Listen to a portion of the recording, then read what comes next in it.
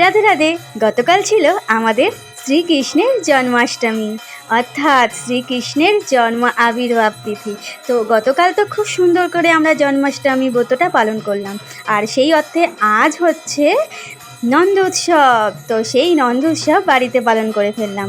আর সাথে কিন্তু আরও একটা অনুষ্ঠান ছিল, সেই অনুষ্ঠানটি হলো আমার দাদুর বাৎসরিক কাজ।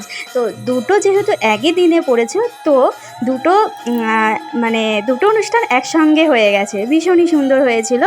তো অনুষ্ঠানটা আমরা করি হচ্ছে আমার বাপের বাড়িতে। তো যাই হোক, সেখানেই খুব সুন্দর করে অনুষ্ঠানটা পালিত হয়েছে দাদুর বাৎসরিক কাজ উপলক্ষে আর নন্দ উৎসব উপলক্ষে। তো যতটুকু সামর্থ্য অনুযায়ী, যতটুকু সামর্থ্য হয়েছে ততটুকু ভোগ আমরা আমাদের ভগবানকে নিবেদন করি, আর তারপর সেই ভোগটা আমার ঠাকুর দাদার উদ্দেশ্যে অর্পণ করা হয়। তো ভীষণই সুন্দর হয়েছে এই বছরে আমার দাদুর বাৎসরিক কাজটা, সত্যি আমার মন মতন হয়েছে, ভীষণ সুন্দর হয়েছে। আর নন্দ উৎসব উপলক্ষে সমস্ত ভোগ নিজের হাতে রন্ধন করে ভগবানকে অর্পণ করা, এটা তো ভীষণই একটা পরম সৌভাগ্যের বিষয়।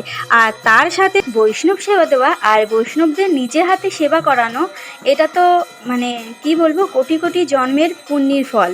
তো জানি না পূর্বজন্মে কী পুণ্য করেছিলাম জানি না, তবে এটা আমার পুরোটাই গুরু কৃপা। তো গুরু কৃপা না হলে এত কিছু আমি করতে পারতাম না। তো গুরু গোবিন্দের শক্তিতেই আমি আজকে যেটুকু করি, তো তাদের একদম শক্তিতেই করি। তো যাই হোক, সমস্ত রন্ধন করে ভগবানকে খুশি করার চেষ্টা করেছি। আর তারপর আমি এই প্রসাদ আর কি, সমস্ত বৈষ্ণবদের সেবা দেওয়া হয়েছে। বৈষ্ণবরা প্রসাদ পেয়ে তাদের ভালো লেগেছে। তো সেটা আমার কাছে অনেকটা বড় পাওয়া। তো ভীষণই একটা ভাগ্যের ব্যাপার যে বৈষ্ণব সেবা দিয়ে বৈষ্ণবদের খুশি করা। তো বৈষ্ণবরা যদি খুশি হয় তবে না আমার গোবিন্দের কৃপা মিলবে, গুরু কৃপা মিলবে, তাই না? এবছরের নন্দ উৎসবটা আমার খুব সুন্দর কাটলো। তো এত সুন্দর কাটবে নন্দ উৎসব আমি সত্যি কখনো কল্পনাও করতে পারিনি।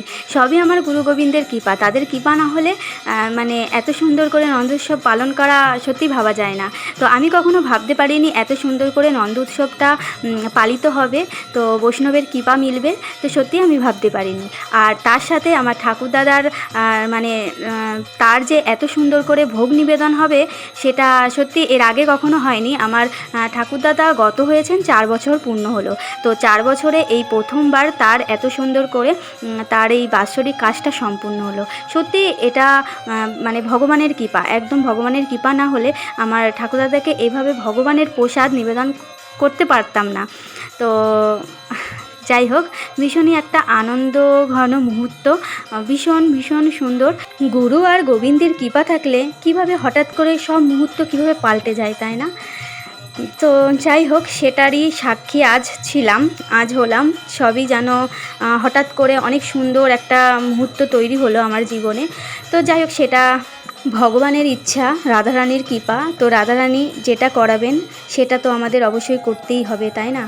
তো আরও আগামী দিনে চাই এরকম বৈষ্ণব সেবা দিতে, সাধুগুরু বৈষ্ণবের কৃপা যাতে আমি আরও পেতে পারি, এটাই আমি সদা সর্বদাই আমার ভগবানের কাছে চাই, যেন আমি সাধুগুরু বৈষ্ণবের কৃপা যেন আমার মেলে, সবসময় যেন আমি সাধুগুরু বৈষ্ণবের কৃপা পেতে পারি আর ভগবানের শ্রী চরণ কমল প্রাপ্ত হতে পারি।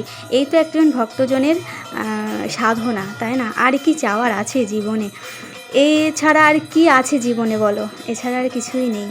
তো যাই হোক, নন্দ উৎসব আমাদের খুব ভালো কাটলো। তোমাদের কেমন কাটলো? হরে কৃষ্ণ, রাধে রাধে।